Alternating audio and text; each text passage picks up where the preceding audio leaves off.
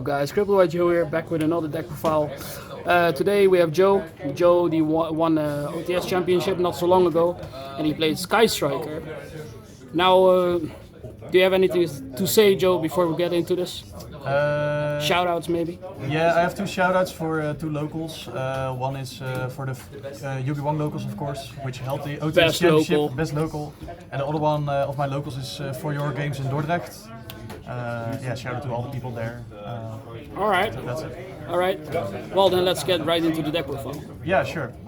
So I decided to play Sky Striker because the last couple of months I wasn't really feeling any deck to play, so I wasn't playing very well as well. So then Engage, of course, got the 2 and I wanted to try it out. So yeah, that's why I decided to play the deck, and it turned out pretty well. So for the main deck, I played, of course, 3 Ray.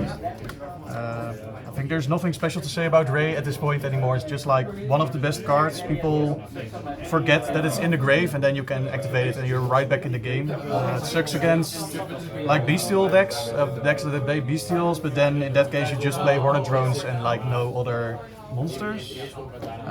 Yeah, 1 rose for the OTK. You can now OTK in the deck using Linkage. For the rest of the cards, it's a really bad normal summon, so you never want to draw it, only send it to the grave. Yeah, 3 Ash Blossom. Like some people play a lot of hand traps in this deck, but I think Board Breakers is better going blind second. This is the only hand trap that's worth playing. For example, against the Labyrinth matchups, which is probably one of your worst matchups.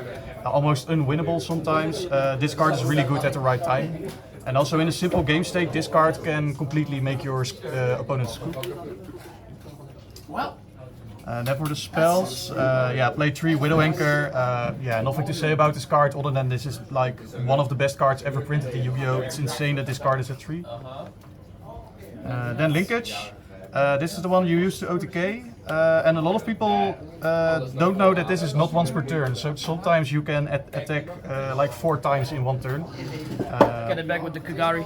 Yeah, so that's insane. Like sometimes people pass and they think, oh, Sky Striker cannot OTK anyway, and then you OTK with just Linkage and Ray, so that's amazing. Then probably the best card in the whole deck. Triple Tactics Trust. With this you play 5 Engage, and 5 Engage is amazing. There's also an interesting thing that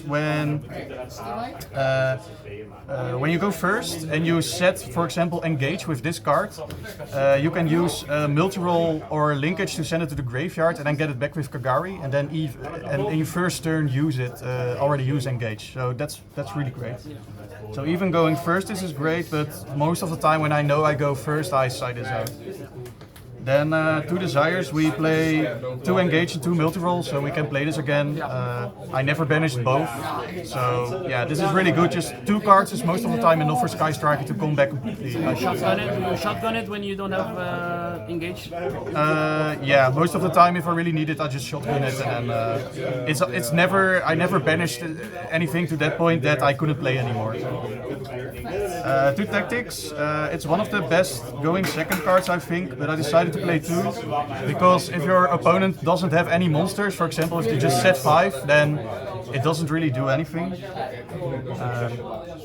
2 Afterburners, yeah, this is a great card to bait out, for example Barone, they need to negate it, and then you can start playing because they can negate something anymore. Yeah, to Engage, it feels like playing it at 3. I don't think making it go to 3 doesn't matter at all. This is already like insane. I drew, I think, a couple of times Engage into Engage, so that's nice. That's funny. Area 0, I was wondering if I should even play this card, but it's really good for consistency, and also if you open Multiroll on this, it's actually really good because to send it to grave with Multiroll, just to be sure that you have a monster and people cannot chain to you anymore. I think most Sky Striker players just play 1. Yeah, most people play 1. I decided to play 2 because of Desires. I wanted to make sure that I have it in the deck. This is the only card I wasn't too sure of.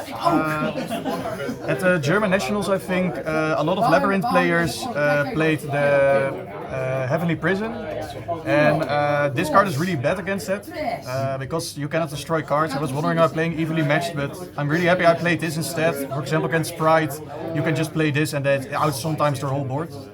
Sometimes. Sometimes, not all the time. Sometimes they have carrot. Yeah, Duster, I have nothing to say about this one. This is just one of the best cards ever.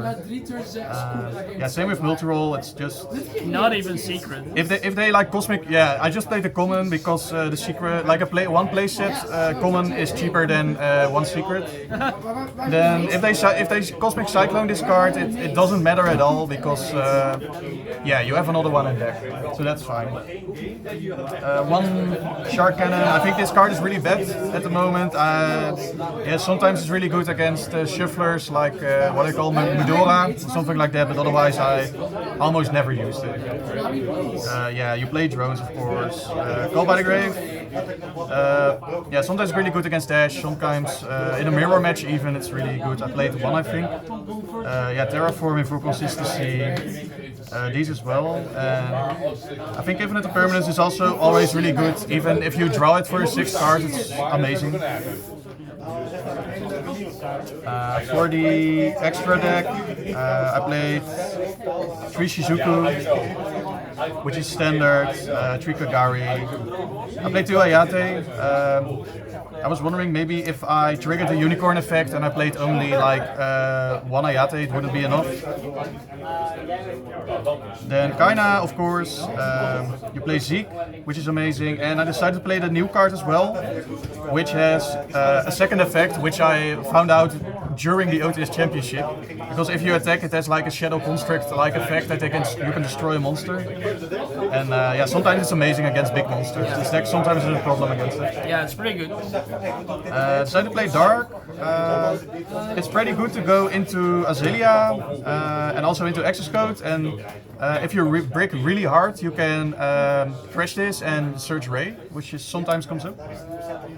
I played the Phoenix for yeah, anti-spell fragrance mostly. Didn't use it, I think. Didn't make this once, but it's really good. For example, if you go against Edgnister, if someone plays it, then at least you can out the one. And then I guess I'm not sure if it's spicy, but the Zeus. One time I took over a purely monster with like 8 materials and I just overlaid it with this and then I just won. Yeah, it was like a complete game changer for me. This card is like, this card should honestly be banned for sure. And then for the Psyduck, 3-draw Lockbird. This card is both amazing going first and second. It can stop certain decks completely. And I only wanted to play hand traps in the side deck that stop my opponent's turn for sure. Yeah. I was one time against a Drytron player. I just did this twice and I won the whole match. He lost. Yeah, he lost. Same with Cyclone. Like, it's amazing going first and second, and even going first against Kashtira. If you banish their birth, it's sometimes enough to win the game, or even a field spell. Then the best card in the side deck, I think, the IO. You can tribute a water monster, which is of course Shizuku, and then you can look at your opponent's hand. Yeah, you can just get rid of their evenly matched or whatever. Even if they like bricked completely, you can get rid of one of their starters, and for the rest, if they just bricked with hand traps, then you're still winning. I played two-dimensional barrier. It's like a turn skip. I only wanted to play traps that I can chain on Lightning Storm or evenly matched, and that could skip my opponent's turn. So yeah, this is obviously amazing. And I played this for link decks because this card doesn't do anything against this doesn't do anything against Marinces, for example. And this card is, I think, one of the best traps of the last year at least. It just can end completely, and then you, yeah, it just skips turns. It's amazing, and you win. And then yeah, through trap trick for consistency. You play, yeah. So if you go first, most of the time I side in all the cards. So you play like this, and then most of the time, if you open one of them, like this with this or with this, then you know you're just chilling and you're just winning, and it's amazing. Thank you, Joe, for the deck profile. Do you have any last words? No, not really. Thanks for the deck profile, and yeah, really happy with the OTS Championship win. All right, cool. Thank you. Crippled by Joe and Joe signing out. Peace.